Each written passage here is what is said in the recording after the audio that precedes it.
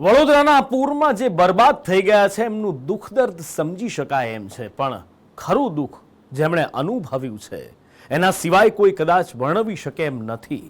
વડોદરામાં પૂર આવ્યું અને ત્યારબાદ હવે મગરો પણ વડોદરામાં ફરી રહ્યા છે.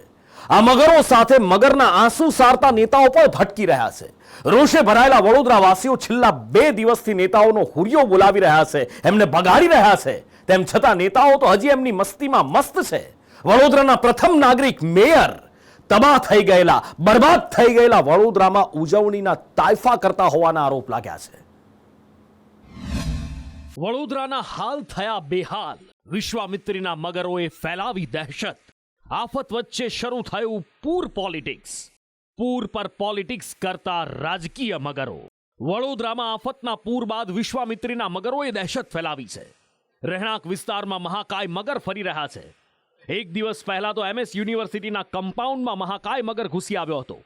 સ્થાનિકો આરોપ મૂકી રહ્યા છે કે અમને આ મગરથી જેટલું જોખમ નથી, એનાથી વધારે ખતરો છે મગરના આંસુ સારતા નેતાઓથી, જેમણે અમને મગરો વચ્ચે મરવા છોડી દીધા છે. મગરના આંસુ સારતા નેતાઓ જનતાની વચ્ચે જતા લોકરોષનો ભોગ બની રહ્યા છે.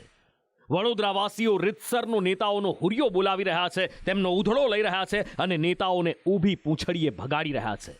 પછી એ કાઉન્સિલર હોય, ધારાસભ્ય કે મંત્રીજી, બધાને એક સરખી ટ્રીટમેન્ટ મળી રહી છે.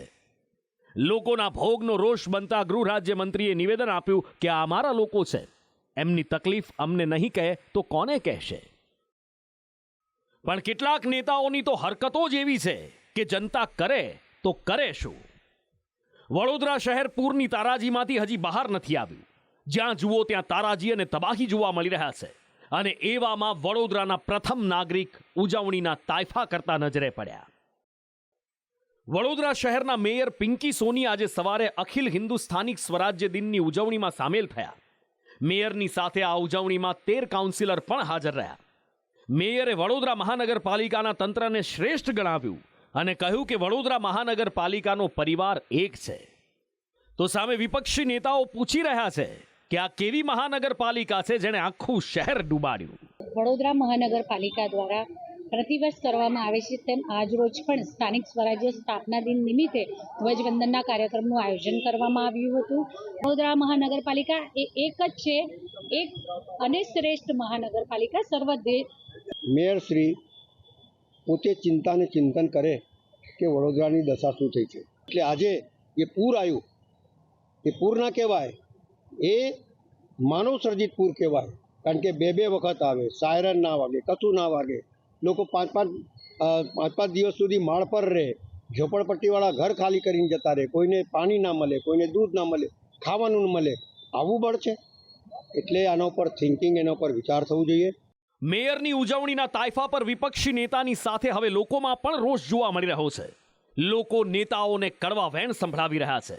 मैं क्या बता सकता हूँ, मैं एक सामान्य नागरिक हूँ, मैं ये बात को क्या बोलूँ है कि खरेखर तो ये इस वक्त ये मौका है ही नहीं ये सब करने का. इस वक्त तो पब्लिक के साथ रहकर पब्लिक की सहाय करने का मौका है, पब्लिक के हालचाल पूछने का. तुम कुछ नहीं कर सकते हो, खाली निकल के उनके हालचाल तो पूछो. हालांकि उनको सहाय करनी चाहिए, उनको मदद करनी चाहिए, तो उनको हेल्प करनी चाहिए. ये सब अभी मेड़ावड़े करना आना, ये सब देखावड़े करना आना, ये सारे ताइफे करना, ये सब गलत बातें हैं. इन सारी बातों को हम बिल्कुल सख्त शब्दों में इसको वखोड़ते कि गलत बातें नहीं चले. આ બધા વચ્ચે વડોદરામાં હવે સફાઈ કર્મીઓનો નવો વિવાદ શરૂ થયો છે. સફાઈ કામદારોને કાયમી નોકરી આપીશું એમ કહી 3 દિવસ સુધી શહેરની સફાઈ કરાવી અને પછી કોન્ટ્રાક્ટર ફરાર થઈ ગયો. રોષે ભરાયેલા સફાઈ કામદારોએ પાલિકા ગેટ પાસે ધરણા પ્રદર્શન કર્યું. એવું કીધેલું કે સરકારી નોકરી આપશું તમને, કે એ તમને બોલે નોકરી માટે રાખેલા. કોન્ટ્રાક્ટરને ઓળખો, શું નામ હતું એવું? ના, એટલું ખબર છે કે અમદાવાદના છે કોન્ટ્રાક્ટર. તમને લોકોને બોલાયા એ લોકોએ કેવી રીતે? ફોન કર્યો કે કેવી રીતે? ના, ઓન નંબર 9માં કીધેલું કે તમે તો માણસ બોલાવી લો કે અમે તો નોકરી આપશું કે. તમે સફાઈ કરી દીધી? હા, કરી દીધી. પૈસા મળી ગયા? ના, નહીં મળ્યા. અચ્છા, તો એ કઈ છે કોન્ટ્રાક્ટર? એ તો ભાગી ગયા અમદાવાદ. અમદાવાદ જતા રહ્યા? હા. તો હવે શું કરશો? કંઈ નહીં, અમે અમારી નોકરી માટે બેઠા છે, અમે નોકરી લઈને જ જશું અહીંથી. અત્યાર સુધી તો તમે જાડી ચામડીના નેતા જોયા હશે, પણ જો તમે વડોદરા જાઓ તો ત્યાં તમને મગરની ચામડીવાળા નેતા જોવા મળશે. આખા શહેરને પૂરમાં ડૂબાડ્યા બાદ કોઈ મગરના આંસુ સારી રહ્યું છે તો કોઈ ઉજવણીના તાયફા કરી રહ્યું છે. અને આફત વચ્ચે વડોદરામાં પૂર પોલિટિક્સ શરૂ થયું છે. બ્યુરો રિપોર્ટ, સંદેશ ન્યૂઝ.